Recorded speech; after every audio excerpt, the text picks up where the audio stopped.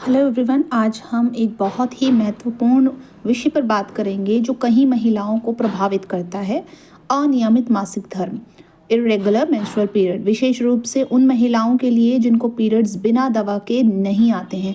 तो बहुत सारे लोग कहते हैं कि बिना मेडिसिन के तो मुझे पीरियड ही नहीं आते हैं, तो उनके लिए खास करके वीडियो है, तो वीडियो को अंत तक ज़रूर देखिएगा। चैनल सब्सक्राइब नहीं किया तो सब्सक्राइब कर लीजिए। चलिए बढ़ते हैं वीडियो की ओर। अनियमित मासिक धर्म के कारण क्या रहते हैं, लक्षण क्या हैं और समाधान क्या हैं, ये सभी आज हम जानेंगे इस वीडियो में। सबसे पहले, अनियमित मासिक धर्म एक आम समस्या है। ये बहुत कॉमन है और इसके कई कारण हो सकते हैं। सबसे पहले हम कारणों पर ही ध्यान केंद्रित करेंगे ताकि आपको पता लग सके कि कारण क्या है, ऐसा होता क्यों है। इसके पीछे काफ़ी सारे रीज़न, जिनमें से है तनाव हो गया है, स्ट्रेस है, टेंशन है, पीसीओडी है, थायराइड की समस्या हो सकती है, वज़न में बार बार बदलाव, या तो वज़न बार बार कम होता है या वज़न बार बार बढ़ता है, या एक्सेसिव ऑफ वर्कआउट। ये बहुत ही ऐसा पॉइंट है जिसके बारे में बात की ही नहीं जाती। बहुत लेडीज़ को लगता है कि मैं खूब जिमिंग करूँगी, खूब डाइटिंग करूँगी, खूब एक्सरसाइज करूँगी तो इससे मेरा जो है पीरियड जो है वो नॉर्मल हो जाएगा। बट ऐसा करने से पीरियड का साइकिल ख़राब हो जाता है। ज़्यादा एक्सरसाइज और ज़्यादा डाइटिंग आपकी पीरियड साइकिल को ख़राब करती है, इस बात को आपने ध्यान रखना है। तनाव तो एक मुख्य कारण है। आजकल की भागदौड़ बड़ी ज़िंदगी में तनाव का स्तर बहुत बढ़ गया है, जो हार्मोन संतुलन को बिगड़ा देता है पूरी तरह से। पॉलीसिस्टिक ओवरी सिंड्रोम, जिसे पीसीओएस भी कहते हैं, ये एक आम कारण है जिसमें अंडाशय में सिस्ट बन जाती है। और आपका ये सिस्ट क्या है एक्चुअली में, जब आपका ओवुलेशन नहीं होता है ना, तो आपकी ओवरीज़ के अंदर आपके जो एग्स हैं वो डिपॉजिट होना स्टार्ट हो जाते हैं। और कहीं बार जो है ये आपकी आउटर जो ओवरी के बाहर पर है, ये सिस्ट होना स्टार्ट हो जाती है, क्योंकि ब्लड फ्लो नहीं मिल रहा है और एबनॉर्मल ग्रोथ होनी स्टार्ट हो जाती है वहाँ पर। तो अलग अलग टाइप की जो है कंडीशन होती है। सो इसमें क्या है, सिस्ट बन जाती है, थायराइड की समस्या हो जाती है, वज़न अचानक से जो है बदलने लगता है, कभी बढ़ रहा है, कभी घट रहा है, कभी बढ़ रहा है, कभी घट रहा है, या कभी किसी का घटता ही रहता है, किसी का बढ़ता ही रहता है, किसी का बढ़ करके एक जगह स्टेबल हो गया है ना।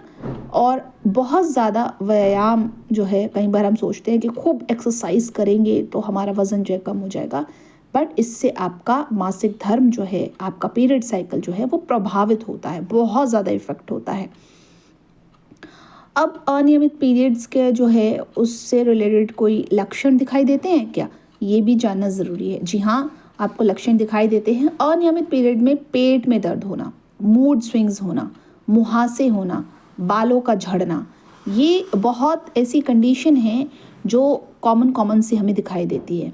अब लक्षणों पर जब हम बात करते हैं अनियमित पीरियड की, तो पेट में दर्द जो है वो कॉमन सी चीज़ है, जो पेशेंट बताता है कि मुझे पेट में दर्द है, या बताता है कि मुझे मूड स्विंग्स होते रहते हैं, अचानक से रोने का मन, अचानक से खुश, और इस तरह की प्रॉब्लम होती रहती है। मुहासों की प्रॉब्लम, बार बार पिंपल, एक्ने आते रहते हैं, बाल मेरे झड़ते रहते हैं, इस तरह की कंडीशन, इस तरह के कोई भी इनमें से कोई लक्षण दिखाई दें तो आप सतर्क हो जाइए, इसको नज़रअंदाज बिल्कुल मत करिए।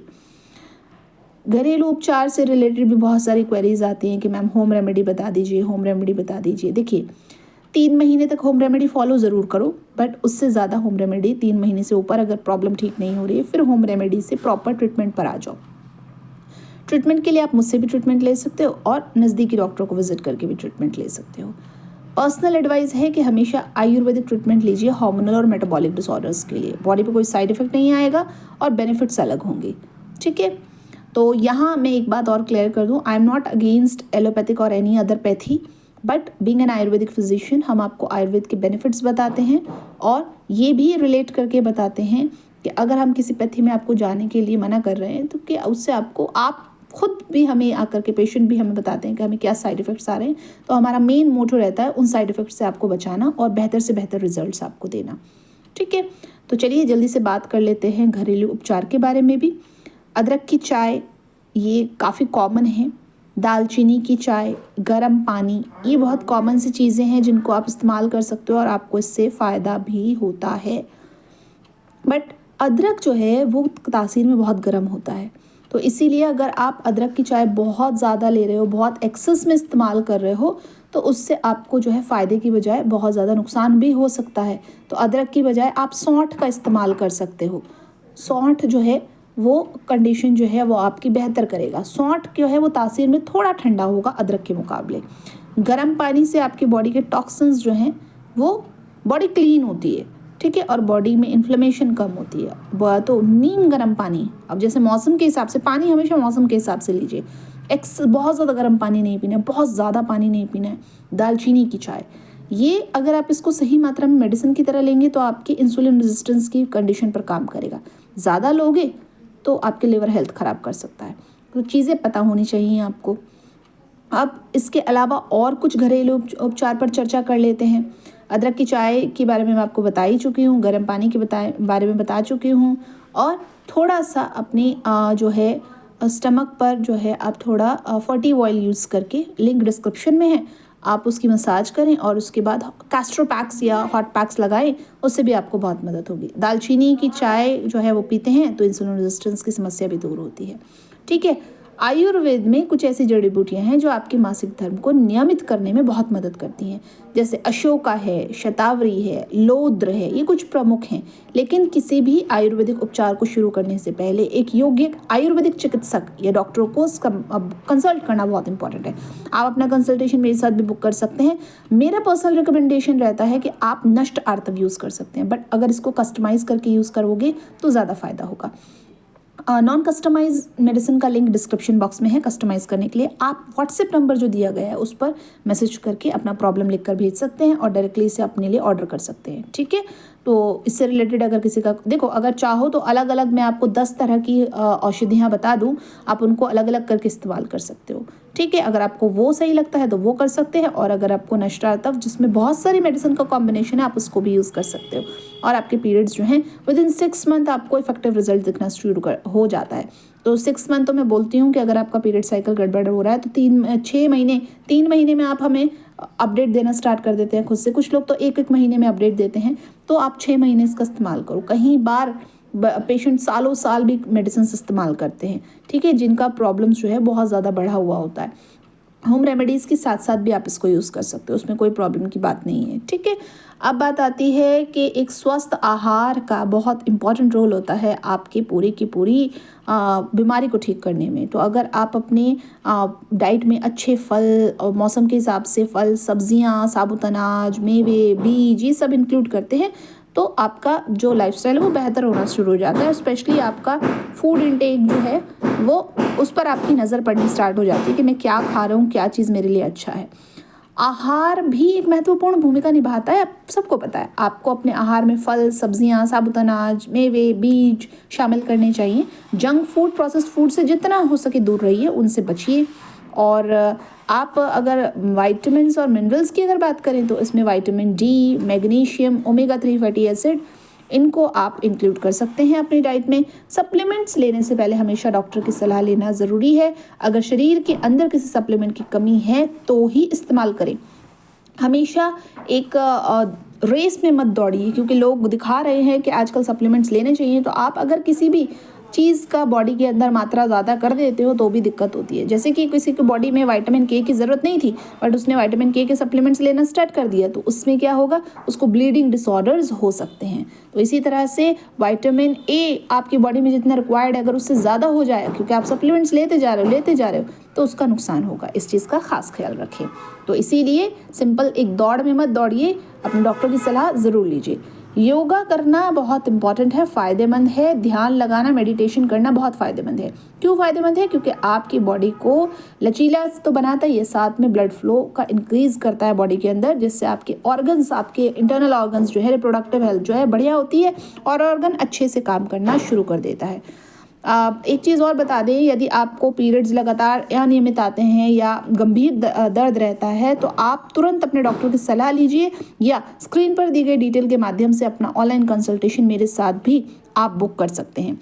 फाइटोएस्ट्रोजन रिच फूड पर मैंने एक डिटेल वीडियो बनाया है, उसको जिसको भी पीरियड का प्रॉब्लम है वो सभी को देखना चाहिए। उस वीडियो को आप ज़रूर देखें और उसमें दी गई डिटेल्स को आप ज़रूर इम्प्लीमेंट करिए अपने लाइफ में। सीड्स, नट्स, हर चीज़ आपको बताई गई है, मिल्क, हर चीज़ को लेकर के उसमें डिटेल दी गई है। आइए थोड़ा सा उस पर नज़र डालते हैं। फाइटोएस्ट्रोजन रिच फूड जिनमें आता है सोया प्रोडक्ट्स, टोफू और flax seeds, sesame seeds, berries, nut, garlic, and some cruciferous vegetable जैसे ब्रोकली हो गया है, आपका पत्ता गोभी हो गया है, इन सभी चीज़ों में एस्ट्रोजन की मात्रा होती है। तो इन्हें अपनी डाइट में अगर आप इंक्लूड करते हैं तो आपकी काफ़ी हेल्प होती है। फ्लैक्स सीड जो है उनमें लिग्निन होता है और it's a type of phytoestrogen. सेसम seeds जो हैं वो फाइटोएस्ट्रोजन रिच होते हैं, इसीलिए आपके पीरियड्स को रेगुलेट करने में मदद करते हैं। चाहे वो सफ़ेद तिल हो या काला तिल हो, आपको यूज़ करना चाहिए। फ्रूट्स और वेजिटेबल की जब बात करें तो स्ट्रॉबेरीज, रेसबेरीज, क्रैनबेरीज ये आपके लिए बहुत अच्छा है क्योंकि इनमें लिग्निन है और फ्लेवोनॉइड्स है जो आपके पीरियड्स को रेगुलेट करने में मदद करता है। गार्लिक, ये फाइटोएस्ट्रोजन से रिच है जो आपके एस्ट्रोजन लेवल को बूस्ट करता है। इसको आप छोटा छोटा चॉप करके जो है वो दूध में उबाल कर भी ले सकते हैं। आप इसका शीर पाक बना सकते हैं, लहसुन शीर पाक, और इसका 10 या 20 ml आप लेंगे तो भी आपको बहुत फ़ायदा होगा। क्रूसीफेरस वेजिटेबल जैसे ब्रोकली, कॉलीफ्लावर, कैबेज, इनका इस्तेमाल कर सकते हैं क्योंकि इनमें लिग्निन मौजूद होता है और ये फाइटोएस्ट्रोजन रिच होते हैं। पीच, आड़ू, इसको इस्तेमाल करें क्योंकि ये इसमें भी फाइटोएस्ट्रोजन मौजूद होता है। अल्फ़ा जो है इसके स्प्राउट्स बनाकर आप खा सकते हैं। नट्स की अगर बात करें तो पिस्ताचो, वॉलनट, पीनट, आलमंड्स, इनमें फाइटोएस्ट्रोजन मौजूद होते हैं और लिग्निन भी मौजूद है। इसको आप इस्तेमाल कर सकते हैं, अपने डाइट में जो है इंक्लूड कर सकते हैं। ध्यान रखें कि कभी भी कोई भी चेंजेस करते हैं अपनी डाइट में तो अपने डॉक्टर की सलाह लेना बिल्कुल ना भूलें। सनफ्लावर सीड्स को भी आप इस्तेमाल कर सकते हैं। चाइनीज़ बेरीज़ आती हैं, उनका भी इस्तेमाल कर सकते हैं। मेडिटेरियन डाइट पर आ सकते हैं, होल ग्रेन इस्तेमाल करें और बचें डेयरी प्रोडक्ट से, डायरेक्ट डेयरी प्रोडक्ट से बचें अगर आपको नुकसान देता है तो। अदरवाइज़ आप इजीली डेयरी प्रोडक्ट भी कंज्यूम कर सकते हैं। कई बार पेशेंट ये भी सवाल करता है कि फाइटोएस्ट्रोजन जो है आप इतनी चीज़ें बताते हो तो इसमें से हम अगर फर्स्ट लेवल पर क्या सेलेक्ट करें, तो फ्लैक्स सीड आप सेलेक्ट कर सकते हो क्योंकि प्राइमरी सोर्स ऑफ लिग्निन है, जो एक टाइप का फाइटोएस्ट्रोजन है। लिग्निन जो है वो आपके प्लांट्स, जितनी भी चीज़ें हैं ना, प्लांट्स बेस्ड जो प्रोडक्ट्स हैं उनमें आपको मिलता है और स्टडीज़ ये भी सजेस्ट करती हैं कि फाइटोएस्ट्रोजन जो है वो अच्छा रोल प्ले करता है आपके रिस्क ऑफ ब्रेस्ट कैंसर को रिड्यूस करने में। आपके मीनोपॉज, जब आपका पीरियड्स बंद हो जाता है ना, तो उन फीमेल्स के लिए भी बहुत अच्छा है। सोयाबीन जो है वो भी आपको अपनी डाइट में इंक्लूड करना चाहिए। इसमें अच्छी मात्रा में जो है विटामिन बी पाया जाता है, फाइबर पाया जाता है, पोटेशियम पाया जाता है, मैग्नीशियम पाया जाता है। बट कई बार सोया प्रोडक्ट्स हमें नुकसान देते हैं अगर हमें पीसीओडी पीसीओएस के कंसर्न्स हैं, तो ऐसे में थोड़ा सा अगर आपको नुकसान दें तो आप उसे बंद कर सकते हैं। अगर आपको नुकसान नहीं देते हैं आप ले सकते हैं। टोफू हो गया है, ये सब आप ले सकते हैं। नट्स, सीड्स एंड ग्रेन्स मैं आपके साथ शेयर कर चुकी हूँ। जब भी मौसम आता है, आड़ू जब मिलते हैं तो उनको ज़रूर लीजिए। ये और सीड्स में जो सबसे पहला सीड्स है वो फ्लैक्स सीड है, उसको आप ज़रूर इंक्लूड करिए। हमेशा ध्यान रखिए, अच्छी डाइट लेंगे तो आपको अपनी प्रॉब्लम को रिवर्स करने में बेहतर मदद मिलेगी। अगर लंबे समय से आपको पीरियड्स नहीं आ रहे हैं तो आप ayurvedic pregnancy therapy to regulate your periods भी आप सीख सकते हैं। वन टाइम कॉस्टिंग होता है, इट कॉस्ट यू 10,699 और 8 मंथ तक 12 मंथ तक ये वैलिड रहता है। इसी तरह की इन्फॉर्मेटिव वीडियोस के लिए आप वीडियो को पूरा देखा करें और चैनल को सब्सक्राइब करना भी बिल्कुल ना भूला करें क्योंकि अधूरी जानकारी हमेशा घातक होती है। याद रखें, स्वस्थ जीवन शैली, संतुलित आहार और तनाव का मैनेजमेंट करना, मेडिटेशन करना नियमित रूप से ये बहुत महत्वपूर्ण है। अपनी सेहत का ध्यान रखें और ज़रूरत पड़ने पर डॉक्टर की सलाह ज़रूर लें। Thanks for watching. स्वस्थ रहें, खुश रहें and keep watching. Stay tuned, stay updated.